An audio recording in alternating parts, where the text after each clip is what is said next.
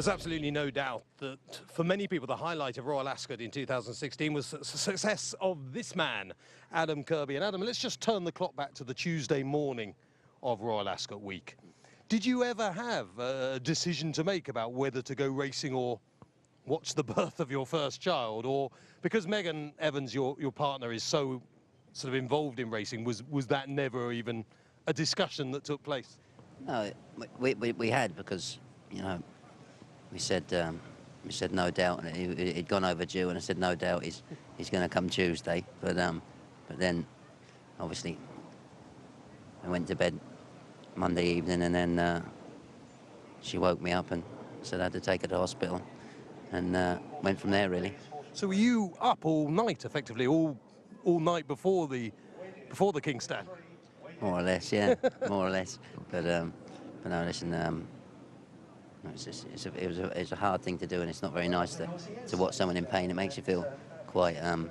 Presumably there was a lot of push quicker, Megan. Push quicker. I've got to get off to Ascot in a minute. No, listen, it wasn't really like that. I mean, she hadn't like properly started as I left. She was just going through a lot of discomfort. But no, thank God, she was fine, and she let me off.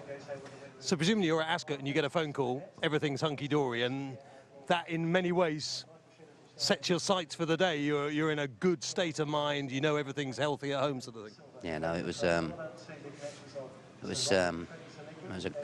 great thing, and she sent me a picture of her and the baby about an hour before the first, and that was the first I knew of it. But no, it's great. It's great day all round. So you're at the start on Profitable, and you're probably already thinking those school fees are going to cost a few quid one day, better get some money in the bank. And Profitable does effectively what he's done in every race. The Palace, the Temple, he cruises through the race, quickens up, and he's just by far the best horse. Yeah, I think you're right. He's very, very talented. He's got excellent cruising speed. And, you know, what horses do you see getting taken back before the two in a 5 furlong race, letting on a King's Stand, you know? He's very, very speedy, and he's got a good turn of foot, and no, he's class. And there was a lot of hype before the race about Mecca's Angel, and you could understand that to a certain extent, but if you looked at the Temple Stakes, and I appreciate this looks like sort of hindsight now, but if you looked at the Temple Stakes, you cruised all over Mecca's Angel for the whole of that race. Although the victory was narrow, you were always travelling by far the best. Yeah, no, like I said, his cruising speed, he's extremely fast, and you know, just try and play it late on him when you do go to the front, because he gets there and he thinks he's won, you know, and that's more or less what he done with Mecca's Angel. He got there, he had her clearly beat, and then he's just had a little wander and waited for her to half come back, you know. So you're an absolute high, you've won the top sprint, and then you set out in the Prince of Wales's to ride My Dream Boat. And I know afterwards you said, you know, you hoped the horse would be in the first 3, etc. But realistically, after the run in France, it was hard to see the horse winning as such. And you win the Prince of Wales's. You must be feeling that everything you touch is turning to gold. No, listen, it was unbelievable, and you know, I think he shoe his class when he won at Sandown. You know, I think his times of the last 2 furlongs were extremely fast, and he proved that he was a good horse. And when he went to France, for 1 or 2 reasons, I don't think things went right. He didn't settle, and therefore he didn't finish off his race very good. But no, going into that, I thought if I could get him settled and get everything going the right way, that he'd come there and he'd finish off strong, and he did. He did that. You say that about the French race, but I did have a look back at that, and he was sort of running through beaten horses at the end. He was the one horse. I mean, actually, I thought this horse needs an extra half a mile after that race. No, he would stay if you wanted him to. Yeah.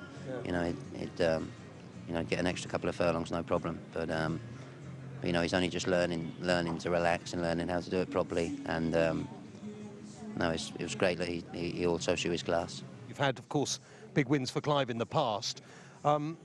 This is a man who really has helped you put yourself into the limelight. You two have formed a great partnership.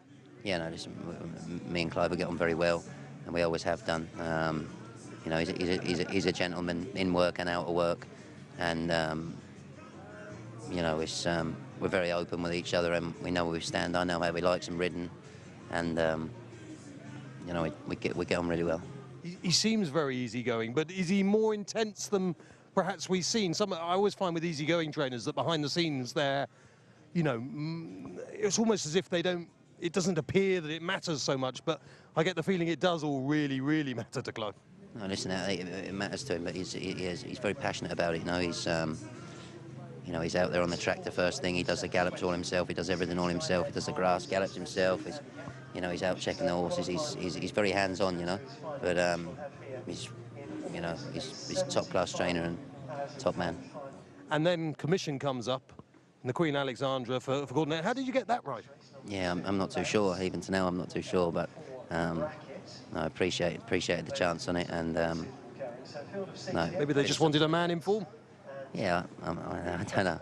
I don't know about that, but listen, no, it was lovely to get the ride on it, and thanks to everyone once again.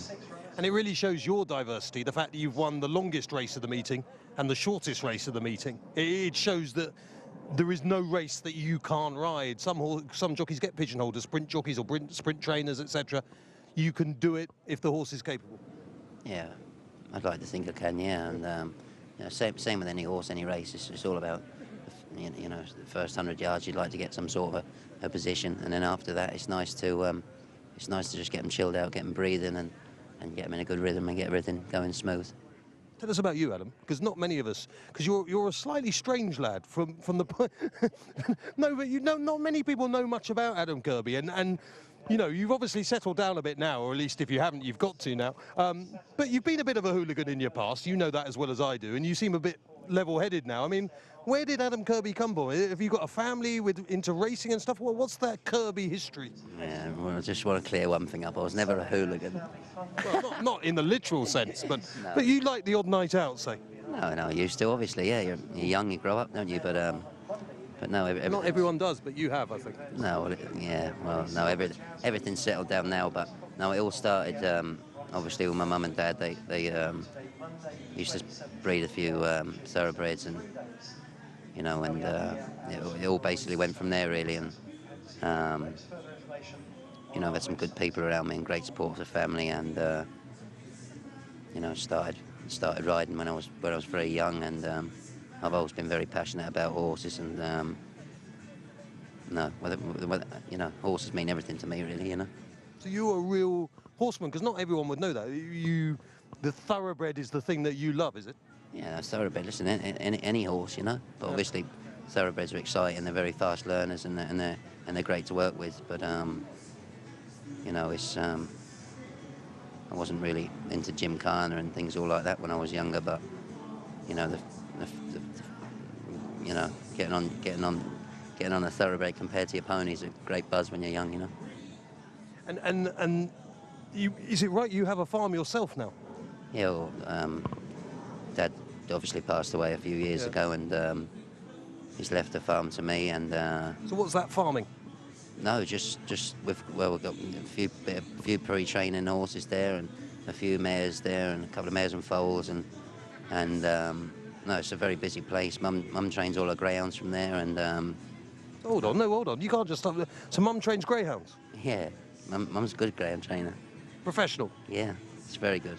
She has team winners, and she's extremely good at it. She trains about 60, and there's not many times she goes racing without coming home with 3 or 4 winners. She's talented at that. So what track is she attached to? She runs a lot around Mildenhall, Harlow, Henlow. There are 3 main tracks. Oh, okay. I think she's going to do a little bit more at Henlow if she can. But, We're talking about a family, a real animal-loving family, effectively. Yeah. It's just grew up with. You know, if it wasn't for greyhounds, Mum and Dad wouldn't have met, and if they didn't met, I wouldn't be here. So it's a family thing, and no, it's great. It's good. You know, it gives Mum a buzz, and she's very passionate about that. And also, she's passionate about horses as well. But that's good. And you were very emotional at Ascot about, I think was it Dad or Granddad that you really wanted to see you win a Group 1? No, Dad. It was Dad. Yeah, well, that's all he ever wanted to see, really. You know, when he used to, you know, he used to get a great buzz out of watching me. Well, I think he did. He said he did. But you know, that's what he wanted to do. He wanted to see me win a Group 1, and unfortunately, he didn't get to see any of that. Right. Well, you don't know that, of course. You might be still celebrating in the Lord's party room somewhere, so you never know. Let's hope he is watching down and enjoying. Well, look, I think everyone, you know, I think really the people have taken to you, Curbs. They like you. Because when I was, how old are you now? 27. 27. You see, I mean, you used to be Squeaky Kirby, didn't you, in the weighing room? Did you used to get the mick taken out? Because you had a really, really high voice. It's hard to imagine when we talk to you now, didn't you? But they used to call you Squeaky Kirby, didn't they? Squeak, yeah. And was it quite nasty in some ways, or was it quite fun? No, they still do, to be honest with you. Well, they don't call you Squeaky now, do they? No, just squeak. Squeak. But, I mean, Who are your mates in the weighing room? I've got a lot of mates. They're all my mates. Well, no, but everyone has their jockey that they hang out with occasionally or something. Or... No, I've got good friends. You know, James Dawes a good pal of mine. We started together, and. Well, you mean Doyle and Buick, because they come as a couple, don't they? Yeah, they're together. You're right. No, William's a great lad. Get on well with William, and no, it's not. I get on well with all the lads, really. Good luck in the future, and let's hope this winning run continues. I hope so too. Thank you very much.